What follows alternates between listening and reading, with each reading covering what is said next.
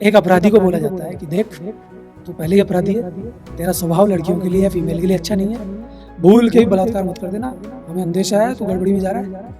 वो मरता मर जाता है, उसको कितनी सजा गिना दो, उसको टीवी में दिखा दो, वीडियो में दिखा दो कि इसकी फांसी लग रही है, कोड़े पड़ रहे हैं, कितनी दर्दनाक मृत्यु है, उसके बाद भी वो बलात्कार करके मरना पसंद करता है, लेकिन करता है। तो आप जबरदस्ती से जो काम कराएंगे ना, वो काम ब्लास्ट करेगा। बारूद जमा करके आप फूलों की वर्षा हो जाए ऐसी आशा नहीं कर सकते।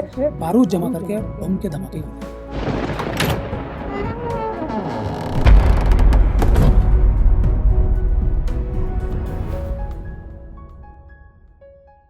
एक प्रश्न जो आ रहा है कहीं न कहीं पर, एक व्यक्तिगत स्वतंत्रता, स्वार्थ सिद्धता, ये दो शब्द है। एक तो व्यक्तिगत स्वतंत्रता, एक स्वार्थ सिद्धता। एक इंसान चाहता है कि हाँ, मेरी स्वतंत्रता बनी रहे, चाहे मानव मूल्य जाए भाड़ में, मेरी स्वतंत्रता बनी रहे, मेरा वर्चस्व बना रहे। उसका एक स्वार्थ भी नजर आता है, स्वार्थ सिद्धता वो करना चाहता है। इन दोनों में क्या समानता और ऐसी मानते हैं जो इस बिंदु की ओर आपको ले जाते हैं? अपन ने बात शुरू कहाँ से की थी, और मैंने बताया था ना कि राजा ऐसे होते थे कि भाई वो दुश्मन छूट जाए लेकिन हमको बात पे अडिग रहना है, चाहे हमारी सभ्यताएं नष्ट हो जाए। तो यही तो मैं कह रहा हूँ कि लोगों के जहन में आ चुका है कि वो पहले मर जाए, कोई दिक्कत नहीं, मैं तो जी लूंगा। जो अंदर की भावना आ गई है ना कि मैं तो जी लूंगा कैसे भी करके, झपट्टा मार के। तो स्वार्थ को तो इंसान सिद्ध करता ही है, क्योंकि कई बार मैंने कहा कि इंसान की अंदर की नेगेटिव स्थिति उसको कंफर्टेबल जोन में लेके जाती है, और इंसान की सच्चाई उसको कष्टों में इधर से उधर फेंकती है। लेकिन इंसान कष्टों में रहना ही नहीं चाहता। इंसान अपने कष्टों को दूर करने के लिए ही लोगों के पास मुंह मारता है कि ये मेरे कष्टों का निवारण कर देगा, ये मेरे कष्टों का निवारण कर देगा। हर रिश्ता वो इसी आधार पे बनाता है कि जो मुझे जीवन में कष्ट मिले हैं उनका निवारण कोई ना कोई कर देगा। उसको ये समझ में नहीं आता है, जिंदगी का मजा ही यही है। अगर लगातार एक ही दौड़ दौड़ते जाएंगे तो मजा ही खराब हो जाएगा। अगर लगातार एक ही सब्जी खाते जाएंगे तो मजा ही खराब हो जाएगा। इंसान का जीवन एक जैसा हो जाता है, मजा खराब हो जाता है। एक जैसा होने के बाद असर ही खत्म हो जाता है। डॉक्टर भी आपको दवाई देता है, जब एक ही एमजी की दवाई लगातार देगा वो भी एक समय बाद असर करना बंद कर देती है। तो इंसान को ये क्यों बताया जा रहा है कि तुझे तो बिल्कुल ऐसी लाइफ मिलेगी, बिल्कुल शानदार, कंफर्टेबल, बस गद्दे पे पड़ा पड़ा सोता रहे। इंसान की जो लाइफ है वो आपाधापी में है, कभी ये हो गया कभी वो हो गया।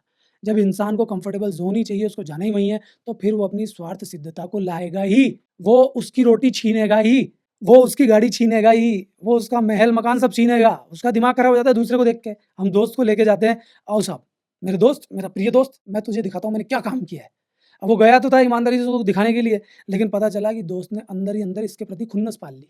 खास दोस्त था, लेकिन जब उसने देखा तो खुन्नस पाल लिया। अब उसके दिमाग में एक चक्कर चल गया, मुझे तो इससे भी बड़ा बन के दिखाना है। ये होता कौन है? ऐसी स्थिति में वो क्या करेगा? या तो खुद को बनाने की कोशिश करेगा। अब उस कोशिश में कभी बनता है कभी नहीं बनता। लेकिन कोई नकारात्मक स्थिति का आदमी है तो वो फिर उस दोस्त को ही मारने को तैयार हो जाएगा, या उन लोगों का छीनने को तैयार हो जाएगा जिन लोगों के पास वो है। तो अपना स्वार्थ इंसान साधता है कंफर्टेबल जोन में। आप एक व्यक्ति का कंफर्टेबल जोन साइड में रखिए, फिर उसको यूँ जाबाज की जैसे खड़ा कर दीजिए। करने की भी जरूरत नहीं है, वो यूँ खड़ा हो जाएगा। अरे आ जाओ ना, कैसी परेशानी आ रही है, मैं खड़ा हूँ। भाई हमको ऊपर वाला कभी याद आता है? अरे बारे मरा, तभी आता है। बीमार हुए, तकलीफ हुई, पैसा नहीं है, अब क्या करें? कोई हमसे नाराज हो गया, परेशानी में, तब आता है ना। हे भगवान क्या होगा? हाँ, तो ऐसी स्थिति जब आती है तब हम अडिग खड़े नहीं होते सीना चौड़ा करके, तब हमको टाइट होना ही हो। जब हम टाइट खड़े होंगे दो चीज़ें होंगी, या तो आप बचेंगे या तो आप नहीं बचेंगे। वो चीज़ें तो उससे भी हो रही हैं। उस खेल में भी जब आप किसी ऊपर वाले को याद करते हैं तब भी या तो बचते हैं या नहीं बचते। लेकिन अगर आप इस वाली स्थिति में, टाइट होने वाली स्थिति में बच गए, तो जिंदगी भर के लिए आपको रहस्य पता चल जाएगा कि भाड़ में जाए कंफर्टेबल जोन। मेरे लिए तो प्रकृति ने जो जोन डाल दी वही कंफर्टेबल है। तो ऐसा व्यक्ति हमेशा आनंद में रहेगा, फिर वो अपना स्वार्थ नहीं साधेगा। फिर वो हमेशा यही नाटक नहीं करेगा कि इससे मुझे क्या मिल जाए, उससे क्या मिल जाए, बल्कि ये करेगा कि जो मुझे मिल गया उसी में मैं सबका बाप हो गया। क्या संस्कार अगर आप बनाए रखते हैं, संस्कारों को आप बढ़ावा देते हैं, संस्कारों का पालन करते हैं, तो क्या आज इस वर्तमान स्थिति में जो समय आपने समय चक्र बताया कि आज हर बात पर, एक छोटी सी बात पर विवाद हो जाता है, पारिवारिक रिश्ते खत्म हो जाते हैं, पति पत्नी के रिश्ते खत्म हो जाते हैं, तो क्या संस्कारों का योगदान नहीं बनता है इसके अंदर, जिसकी वजह से ये मूल्य बचे हुए हैं? देखिए, इस प्रकृति का तो कोई संस्कार है नहीं। आपके समाज का ज़रूर संस्कार हो सकता है। संस्कार का मतलब ये है कि जो संस्कृति चली आ रही है, बस उसको फ़ॉलो करना है। एक युद्ध करने वाले व्यक्ति का संस्कार युद्ध करना है। लुटेरे आए थे साहब, लुटेरे के बच्चों के लिए संस्कार क्या है? लूटना। तो पहले तो ये चेक कीजिए कि संस्कार बने किस तरह से हैं। अगर संस्कार प्राकृतिक नहीं है ना, तो वो आपके रिश्तों को खराब करेंगे। एक बच्चा बड़ा हो रहा है, बड़ा होते-होते उसकी स्थिति ऐसी हो गई कि वो खुद बाप बनने वाला है, लेकिन तब भी बाप ये आशा कर रहा है कि ये मेरे सामने कुछ बोले नहीं। मैं कुछ भी बोलूँ, चिल्लाऊँ, मैं इसकी ज़बान खींच लूँ, लेकिन ये चूँ नहीं करे। अपना वर्चस्व कायम रखना हाँ, चाहते हो। तो ये जो संस्कार है जो डाला गया है कि बड़ों की तो इज्जत करो, ये करो, तो अगर ये प्राकृतिक बात है, तब तो ये ज़िंदा रह जाएगी। अगर ये अप्राकृतिक है, तो फिर कहीं न कहीं ये नष्ट हो जाएगी और जो प्रॉब्लम्स आज दिख रही हैं, वो प्रॉब्लम बहुत ऊँची हो जाएँगी।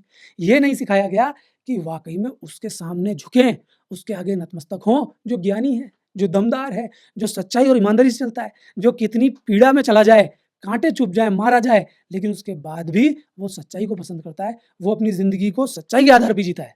उसकी तो कोई पूजा नहीं कर रहा, बल्कि उनको पूज रहे हैं जो सब पुरानी मान्यताओं को ढो रहे हैं या सिर्फ़ ढो रहे ही हैं, अंदर से तो वो भी वही काम करते हैं। कितने लोग ऐसे हैं जो धार्मिक रूप से या जातिगत रूप से निषेधात्मक चीज़ों का सेवन कर लेते हैं। जो चीज़ निषेध है, जी। दबा के सेवन कर रहे हैं और हम तो ये देखते हैं कि साहब निषेध वाली चीज़ है ना, उनका दाम इन्होंने ही बढ़ाया है, तो वो कहाँ से आ जाते हैं? कभी उनके लिए भी तो बोल दिया करो। तो आप समझने की कोशिश करो कि रियल में जो चीज़ें हैं वो रूट से निकल के आती हैं। आपकी बातों से मैं समझ पा रहा हूँ आप किस ओर इंगित करना चाहते हैं। मैं तो सब जगह इंगित करता हूँ, बस नाम नहीं लेता मैं किसी का भी। मुझे जीना है थोड़े दिन, मैं काहे को मरूँगा अभी जल्दी से। कोई उठा गिरा के मार जाए, मेरी मृत्यु भी तो शानदार होनी चाहिए ना। अगर मेरी चेतना ऊँची है, तो मेरा शरीर भी शानदार मौत मरना चाहिए। आपको नहीं लगता क्या जो मानवीय मूल्य आज स्तर जो गिरा है, तो कहीं न कहीं पर कुछ मूल्य ऐसे हैं, कुछ सिद्धांत ऐसे हैं, कुछ कल्चर्स ऐसे बने हुए हैं हमारी संस्कृति के, जहाँ पर कानूनी जो मान्यता है या कानूनी जो प्रभाव है, उन संस्कारों पर, उन मूल्यों पर, वो हावी रहता है। इसलिए कहीं न कहीं पर वो बचे हुए हैं। तो क्या आप ऐसा मानते हैं कि वो मूल्य इसलिए थोड़े बहुत बचे हुए हैं कि कहीं पर कानून का डंडा भी उनके ऊपर है? जिस मूल्य पे कोई डंडा रख दे, तो फिर उस मूल्य की जो आत्मा है ना, वो नष्ट हो जाती है। हाँ, बिल्कुल आपकी बात से मूल्य सहमत जो हूँ। है, वो मूल्य हैं ही इस आधार पे कि वो अपने आप में सत्य हैं। अपने आप वो में अपने सत्य आप है। में इतने अच्छे हैं। एक अंदर से करुणा आ रही है, एक लठ मार के करुणा दे रहा है। एक अंदर से प्रेम भाव आ रहा है, एक लठ मार के, तो लठ मार के कोई नहीं करा सकता। बल्कि पुलिस का डंडा आता है या न्याय का डंडा आता है, तो इंसान धूर्तता में ही जाता है। कुछ समय तक करा सकता है वो। और वो तो ज़बरदस्ती करा रहा है। जैसे एक बच्चा है, उसको बोल दो बेटा झूठ मत बोलना, झूठ मत बोलना। वो तो बोलेगा ही फिर, बेटा ये चीज़ मत खाना, आपसे छुप के खाएगा। आप उसको जिस चीज़ के लिए मना करोगे, वो वहीं जाएगा।